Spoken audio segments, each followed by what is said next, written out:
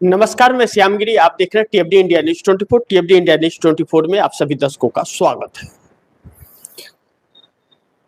इस वक्त देश की राजनीति जिस दिशा में करवट ले रही है और जिस तरह राजनेताओं के रवैये हैं, वह बड़ी चौंकाने वाली है।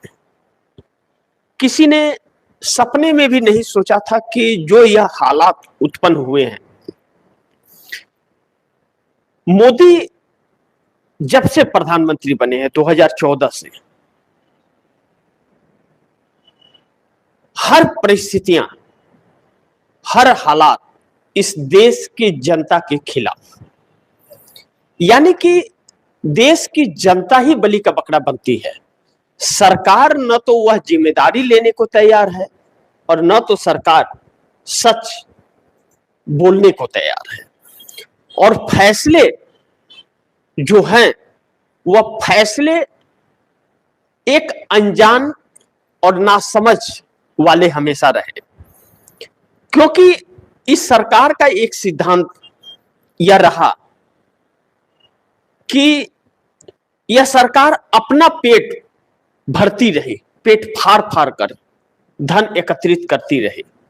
भारतीय जनता पार्टी चंद सालों में विश्व की सबसे बड़ी पैसे वाली पार्टी बन गई। इस बात पर ध्यान रहा, इस सरकार का यह ध्यान रहा कि चुनाव को हम कैसे जीतें और कैसे सत्ता पर काबिज रहे। इस पर पूरा ध्यान रहा इस सरकार का, जिसके लिए 365/24x7 इस सरकार का शीर्ष नेतृत्व चुनाव पर ही काम करता रहा और प्रचार प्रसार में ही लगा रहा।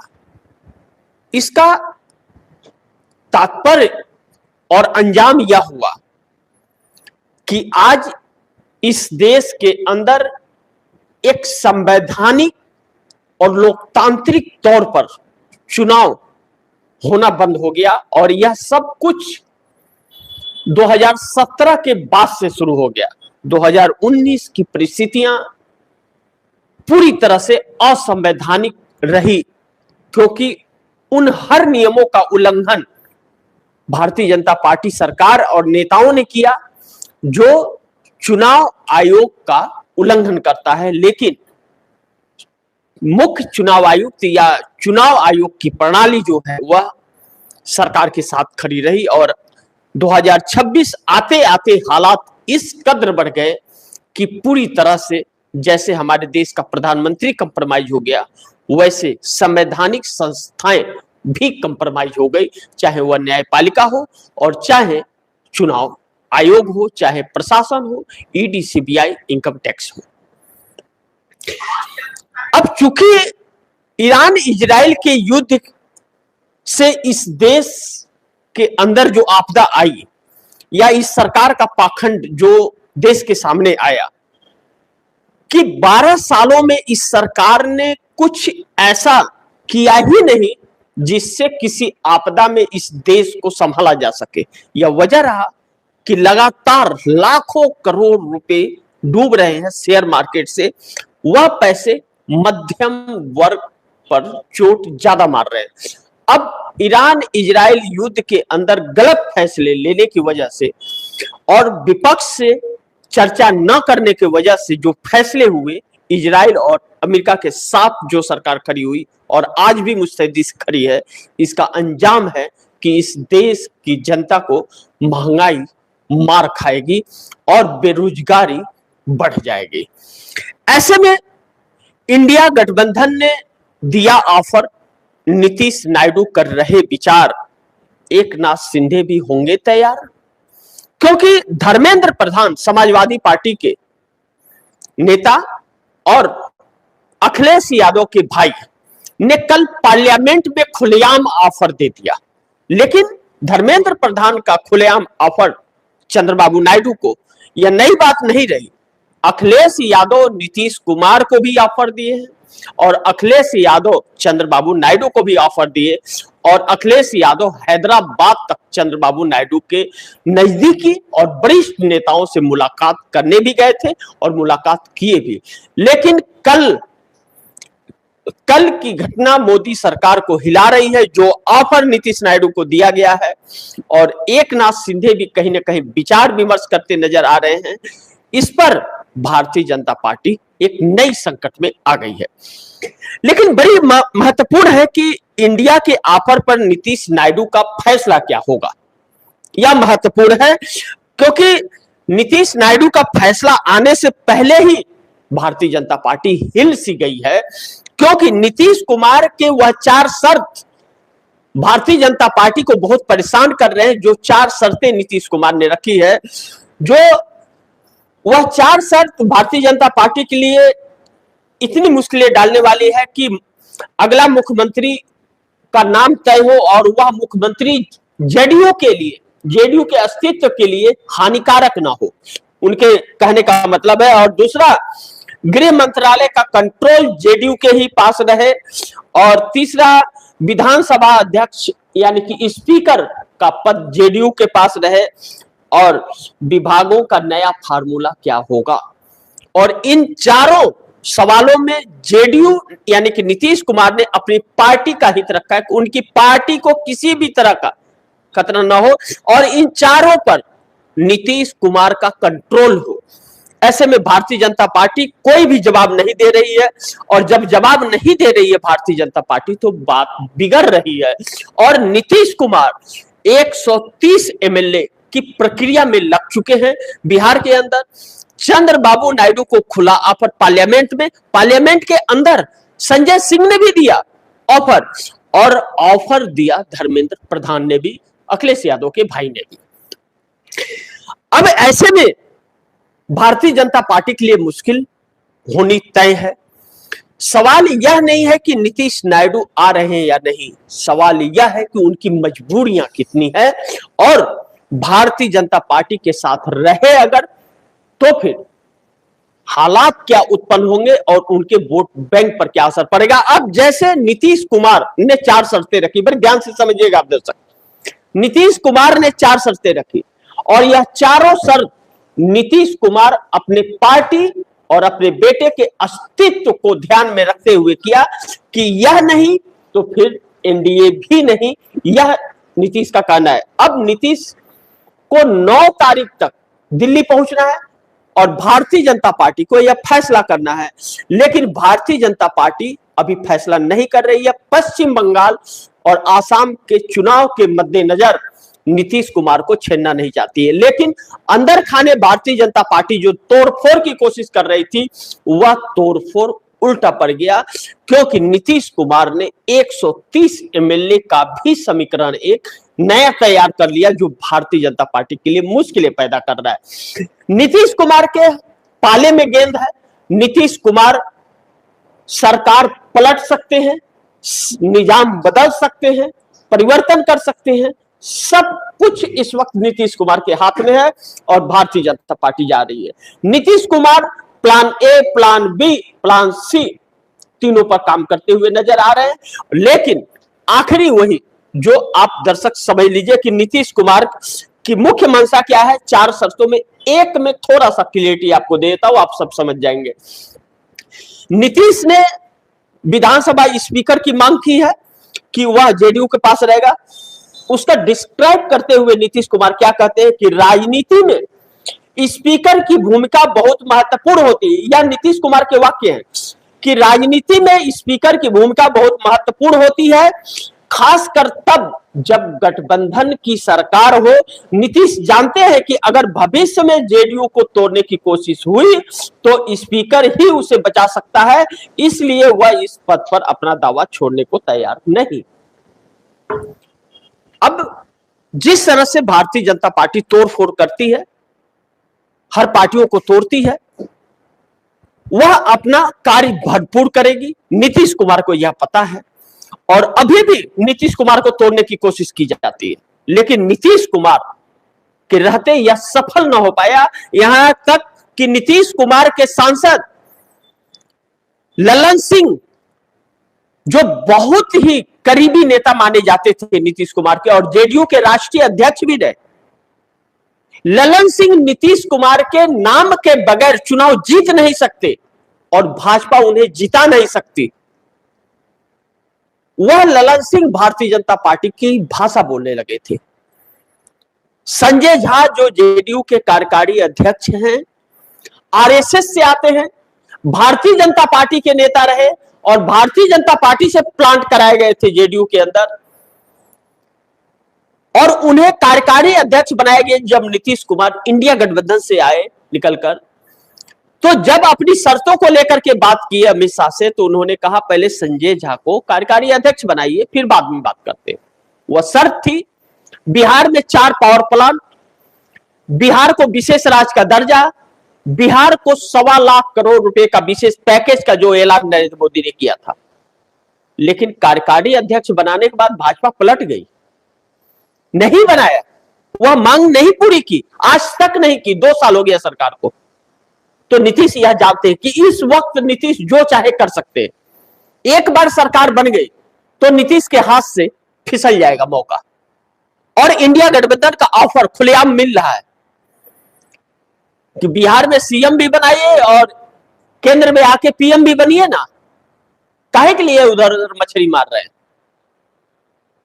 अब ऐसे में भाजपा को डर तो लगेगा। एक तो इंटरनेशनल मुद्दे हावी हो गए हैं, इस युद्ध की वजह से महंगाई इतनी कमरतोड़ हो गई, पेट्रोल इतने हाई बढ़ रहे हैं, और वह चुनाव के मद्देनजर थोड़ा धीरे धीरे किया जा रहा है। 1 मई को अचानक जो परिस्थितियां बदलेंगी, आप दर्शक खून के आंसू रोने लगेंगे। हॉर्मुज जलडमरू मध्य बंद होना वह सबसे ज्यादा भयावह परिस्थितियां भारत के अंदर आएंगी, क्योंकि भारत के अंदर इस सरकार की नाकामियों और कायरता ने इस देश के लिए कुछ किया ही नहीं है। पूरे खजाने खाली है और कर्ज के ढेर पर बैठी यह सरकार है। उस कर्ज को भरना है तो आपको उसकी कीमत चुकानी पड़ेगी, यानी कि एक्साइज ड्यूटी अपना यह सरकार बढ़ाएगी, जो बढ़ा रही है। समुद्री किसानों के जो वह अपने शिप में, समुद्री किसान जो मछली मारने जाते हैं, वह जो डीजल यूज करते हैं उसे कमर्शियल कर दिया, 22 रुपया एक्साइज ड्यूटी बढ़ा दिया उस पर, और लगातार बढ़ाते भी जा रहे हैं। तो आप क्या बच जाएंगे क्या? आपको भी अंधभक्तों को भी भरना पड़ेगा। और जो अंधभक्त कहते थे कि क्या हुआ 1500 रुपया लीटर भी हम पेट्रोल खरीद लेंगे, खाने को पड़े लाले और 1500 रुपया पेट्रोल लाले,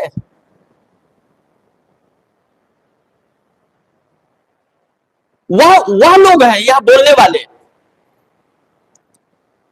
जिन्होंने अपने घर की जिम्मेदारी कभी उठाई ही नहीं।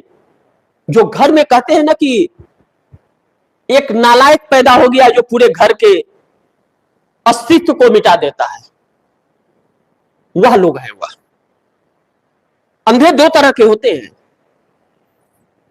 एक अंधा हुआ होता है जो वाकई दिखाई नहीं देता है, लेकिन वह अपने सेंस से वह सब कुछ समझ लेता है कि कहां क्या हो रहा है।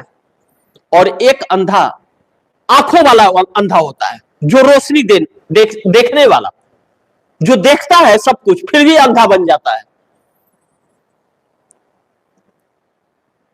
ऐसे ही लोगों की कायरता के वजह से और मूर्खता के वजह से आज यह हालात उत्पन्न हुआ कि 1970 और 1980 के दशक में यह देश चला गया। यह देश किसी की जागीर थोड़ी था। रुपया 100 को छूने की कवायद कर रहा है, लालसा पाले हुए 100 को क्रॉस करने का। 244 लाख करोड़ रुपए के कर्ज के बाद 8,60,000 करोड़ रुपए का और कर्ज ले लिया गया, और डॉलर के मुकाबले रुपया 100 को छूने वाला परिस्थिति आ गया। डबल सा रेट क्रू ऑयल, कच्चा ऑयल का डबल रेट हो गया है। तो डबल रेट हो गया है तो आप क्या सोच रहे हैं कि आपका पेट्रोल डबल नहीं होगा? क्या सरकार दे रही है?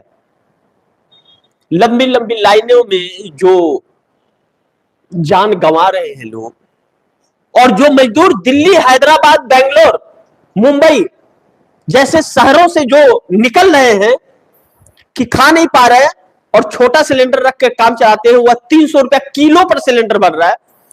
जो रेडी पटरी पानी पूरी बेचते हैं या चाउमीन चाइनीज फूड्स बनाते हैं, उनको जब सिलेंडर नहीं मिल रहा है तो रेडी पर क्या चूल्हा जलाएंगे? तो वह अपने घर को जा रहे हैं, तो खाओगे क्या? मिट्टी। अंधभक्त क्या खाएंगे? तो यह सरकार ने जिस हालात पर रख दिया है, सुब्रमण्यम स्वामी ने भी अपने वक्तव्य में कहा, राहुल गांधी ने भी कहा कि यह चेहरा बदलो, फिर सब कुछ ठीक हो जाएगा। यह चेहरा ही कंप्रोमाइज हो गया है। विपक्ष की छोड़ दो, भारतीय जनता पार्टी के नेताओं के आधिकारिक बयान हैं। एडवोकेट सुब्रमण्यम स्वामी अगर यह बात कहे और गलत है तो भाजपा क्यों नहीं उनके ऊपर केस कर रही, कार्रवाई क्यों नहीं कर रही, क्यों नहीं निकाल रही भाजपा से? खुला बगावत है और भारतीय जनता पार्टी के अंदर सब कुछ ठीक नहीं है। अब इंडिया गठबंधन ने अगर खुला ऑफर दिया है तो एक मौका नीतीश कुमार के हाथ आया है और नीतीश कुमार यह मौका अगर चुके तो जेडीयू खत्म हो जाएगी, यह नीतीश स्वयं मानते हैं। अब दर्शकों ने देखा ना क्या कह रहे हैं कि उनके पार्टी के अस्तित्व पर बात ना है और पार्टी तोड़ने का कार्य स्पीकर के जरिए ही होता है, कोई कुछ नहीं कर सकता। आप कंप्लेन अपने विधायक का स्पीकर को ही तो करेंगे, सांसद का, लोकसभा सांसद का स्पीकर के पास ही तो करेंगे, वो नहीं सुनेगा आपका। आप कर लीजिए, अपना कानून अपने पास रखिए। और यही चीज देश में चल रहा है। ऐसे में दो बड़ी अहम सवाल है जिस पर चर्चा करना हम लोगों को जरूरी है कि नंबर एक, समाजवादी पार्टी के धर्मेंद्र यादव ने खुलेआम लोकसभा में नायडू को दिया ऑफर। संजय सिंह और धर्मेंद्र प्रधान इन दोनों ने कहा पार्लियामेंट के अंदर आधिकारिक ऑन रिकॉर्ड, राज्यसभा में ऑन रिकॉर्ड, लोकसभा में भी ऑन रिकॉर्ड, और एक ही दिन दोनों जगह स्वर उठे ऑन रिकॉर्ड में। इससे बड़ा रिकॉर्ड तो कुछ हो ही नहीं सकता। धर्मेंद्र कहे कि छोड़िए उधर, आइए इधर, हम निजात बनाते हैं और इस भाजपा को दिखाते हैं कि सरकार कैसे चलती है और देश को कैसे संभाला जाता है। बात यह नहीं है कि नीतीश और नायडू, एकनाथ शिंदे आएंगे इंडिया गठबंधन में या नहीं आएंगे। सवाल यह है कि यह देश रहेगा, इस देश की चिंता इन नेताओं को है या नहीं है। सवाल यह खड़ा है। इस देश की जनता ने बड़ी उम्मीदों से इन नेताओं को वोट दिया था, लेकिन मोदी सरकार ने छल किया इस देश के साथ, इस बात से इंकार नहीं कर सकते। और सवाल खड़ा करने से चैनलों को बंद किया जाता है। कायर होती है वह सरकार जो सवाल पूछने वालों पर शिकंजे कसने की कोशिश करती है। और हर पत्रकार दलाल नहीं होता, बिकाऊ नहीं होता। किसी का फेसबुक पेज बंद कर देंगे, किसी का यूट्यूब चैनल बंद कर देंगे, किसी का इंस्टाग्राम कर देंगे। कोई कॉमेडी करता है, सरकार पर सवाल उठ गया तो उसको बंद कर देंगे। तमाशा बना रखा है इस सरकार ने। और इन अनभक्तों ने, जिस दिन इन अनभक्तों के घर में जिस तरह आज दलित, अति पिछड़ा, एससी, एसटी, मुस्लिम समुदाय की बहन बेटियों के साथ जिस तरह से यह लोग घिनौना करते हैं और इनके बड़े बड़े नेता सब घिनौने कार्य में शामिल हैं, जिस दिन उन अनभक्तों के घर में वह आंच आई, कहते हैं कि अगर झोपड़ी में आग लगी है तो मोहल्ले में मेरा ही घर थोड़ी है, तेरे भी आसिया पर आंच आएगी।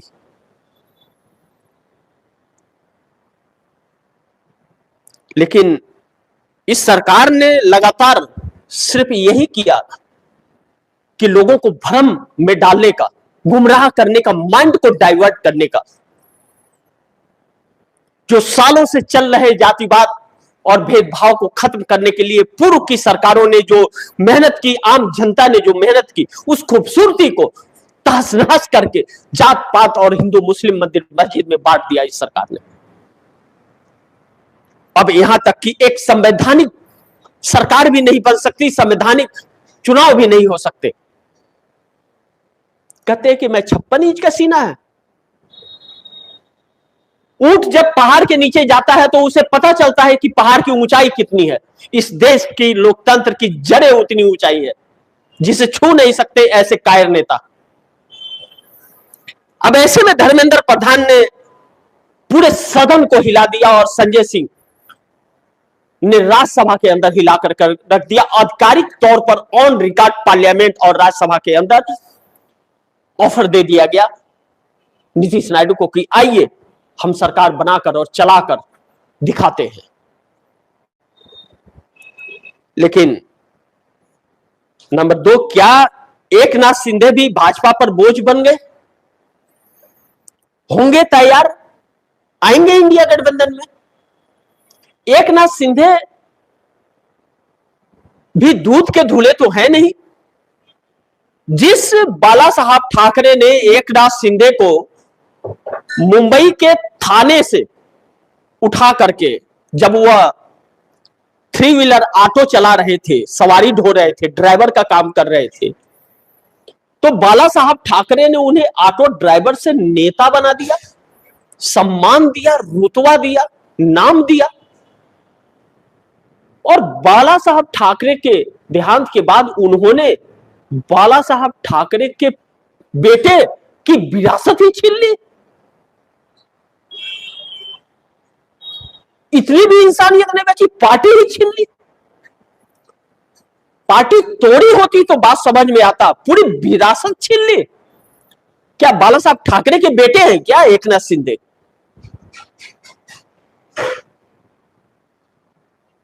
लेकिन इस राजनीति जो गंदी हुई है,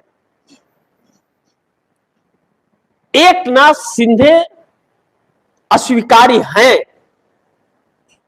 और उद्धव ठाकरे को महाराष्ट्र की जनता ने सराहा। लोकसभा चुनाव में भी और विधानसभा चुनाव में अगर वोट चोरी न हुई होती, 1 करोड़ फर्जी वोट राहुल गांधी के कहे अनुसार न पड़े होते, तो भारतीय जनता पार्टी के और एनडीए गठबंधन के नेताओं की जमानत जब्त हो जाते। 90% वोट प्रतिशत महाराष्ट्र में लाने वाली भारतीय जनता पार्टी एक फ्री एंड फेयर इलेक्शन करा करके बैलेट पेपर से देख ले कि उसके एक एक नेता की जमानत जब्त हो जाएगी। है दम। और यह बात नितिन गडकरी ने भी स्वीकार की कि उन्हीं की ही पार्टी उन्हें हराने की कोशिश की, तभी भी नितिन गडकरी 1,30,000 से अधिक वोटों से चुनाव जीते। तो जिसे चाहेंगे अपने निजाम से हरा देंगे, जिसे चाहेंगे अपने निजाम से जिताएंगे।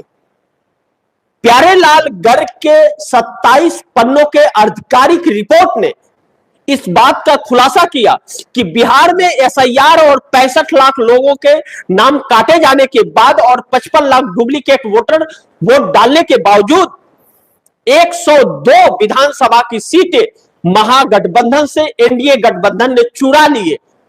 शब्दों को गौर कीजिएगा, चुरा लिए का शब्द उस रिपोर्ट में दर्ज है। इसका मतलब है कि प्रशासन और चुनाव आयोग ने जीते हुए कैंडिडेट को हरा दिया और हारे हुए कैंडिडेट को जिता दिया। लानत है ऐसे नेताओं पर। ऐसे नेता क्या इस देश के लिए काम करेंगे? सवाल ही नहीं उठता। लेकिन एकनाथ शिंदे कहते हैं, एक कहावत कहते हैं कि लात जूता खाएंगे इज्जत से रहेंगे। एकनाथ शिंदे के मंत्री को भारतीय जनता पार्टी के नेता ने कॉलर पकड़कर सीढ़ियों से खींचकर पीटा और महाराष्ट्र विधानसभा के अंदर आधिकारिक ऑन रिकॉर्ड एकनाथ शिंदे ने यह बात कही। और डिप्टी सीएम है और सीएम देवेंद्र फडणवीस वहां पर बयान देते हैं, कहते हैं कि हम इस पर कार्रवाई करेंगे, हम जांच करेंगे, कार्रवाई करेंगे, जो दोषी होगा उसको सजा मिलेगी। क्या सजा मिलेगी? बयान तो आधिकारिक हो गए, एंथोटिक हो गए। डिप्टी सीएम ने सवाल खड़ा किया और सीएम ने उसका जवाब दिया, लेकिन क्या इंसाफ मिला? एक ही सरकार के अंदर है, लेकिन उस पर इंसाफ के बदले, कार्रवाई के बदले भारतीय जनता पार्टी ने एनसीपी को तोड़कर 16 विधायक अपने तरफ करने पर काम कर रही है।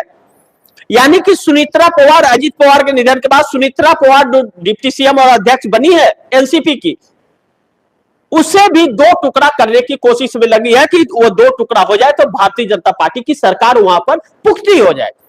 16 विधायकों की कमी है भारतीय जनता पार्टी को। तो एकनाथ शिंदे का क्या होगा फिर? दुविधा में दोनों गए रहमन मिले न राम। लेकिन अब बड़ी महत्वपूर्ण है कि इसका परिणाम क्या आता है, वह देखना बड़ी महत्वपूर्ण है। लेकिन एक चीज मैं आप दर्शकों को जो कहना चाहूंगा कि इस वक्त जो 4 राज्य और 1 केंद्र शासित प्रदेश यानी कि पांडिचेरी में कांग्रेस 100% आती हुई नजर आ रही है, जहां भारतीय जनता पार्टी का वजूद नहीं है। तमिलनाडु में कांग्रेस और डीएमके की मिलीजुली सरकार, लेकिन भारतीय जनता पार्टी वहां पर बिल्कुल भी अपना वोट बैंक बढ़ा नहीं पा रही है। वैसे भी भारतीय जनता सत्ता तो भूल जाइए, अभी सत्ता बहुत दूर है उसके लिए। वो 0 कुछ % वोट है, उसे थोड़ा सा बढ़ाने का प्रयास में। केरल में जो एक गहरी साजिश चली थी भारतीय जनता पार्टी ने वहां के सीएम लेफ्ट के विजयानंद के साथ मिलकर के, कांग्रेस ने उसका पर्दाफाश कर दिया और केरल के अंदर समीकरण वैसे भी बन रहे हैं जैसे कर्नाटक में बन गए थे। कांग्रेस के लिए एक प्लस पॉइंट आता हुआ। और आसाम में कांग्रेस हमलावर है, भारतीय जनता पार्टी के सामने चुनौती अपनी सत्ता बचाने की। लेकिन कहते हैं सैया कुतवाल तो डर काहे का, हुआ तो बाद में देखेगी। लेकिन जनता का रूप क्या होता है? वोट चोरी भी तब होगा जब वोट मिलेगा, तो जनता का बहुत असर। लेकिन पश्चिम बंगाल के अंदर इस वक्त भी जो परिस्थितियां हैं उसमें 198+ होती हुई ममता बनर्जी नजर आ रही है। कांग्रेस और ममता बनर्जी का एक कम्युनिकेशन चल रहा है, जो साथ में चुनाव न लड़के, अलग अलग चुनाव लड़के भी दिल्ली वाला हाल कम से कम नहीं है। और एक कम्युनिकेशन के साथ, एकजुटता के साथ वह अपने अपने कामों में लगे हैं, जो भारतीय जनता पार्टी कितनी दूर आ रहा है। और नरेंद्र मोदी के लिए यह चुनाव इतना घातक होने वाला है कि चुनाव में अगर परिणाम पक्ष में नहीं आए तो मुश्किलें होंगी। और ऐसी बात है तो चुनाव में धांधली बहुत बड़ी होगी। चुनौती ममता बनर्जी के लिए भी है। लेकिन गेंद पाले में यह तय है कि नीतीश कुमार के ही है। और इंडिया गठबंधन का ऑफर नीतीश नायडू दोनों को पहुंच चुका है और दोनों पर काम भी होता हुआ नजर आ रहा है। क्योंकि एकनाथ शिंदे उधर अपने में परेशान है, चंद्रबाबू नायडू के लोग बचाव में आ ही नहीं रहे सरकार के, और नीतीश कुमार 4 शर्तों से झुकने को तैयार नहीं है। ऐसे में सरकार बचेगी, सरकार जाएगी, यह मैं नहीं जानता। लेकिन एक ऐसी मार इस देश की जनता पर पड़ने वाली है जिसके गुनाहगार या कायर नेता होंगे। बाकी आप दर्शकों की क्या राय है, आपके सुझाव क्या हैं, कमेंट बॉक्स में जरूर दीजिएगा। इस खबर को ज्यादा से ज्यादा शेयर कीजिएगा, अपने दोस्तों को भी कहिएगा आगे शेयर करें। और आपने अगर टीएफडी इंडिया न्यूज 24 को सब्सक्राइब नहीं किया, सब्सक्राइब कर लीजिएगा।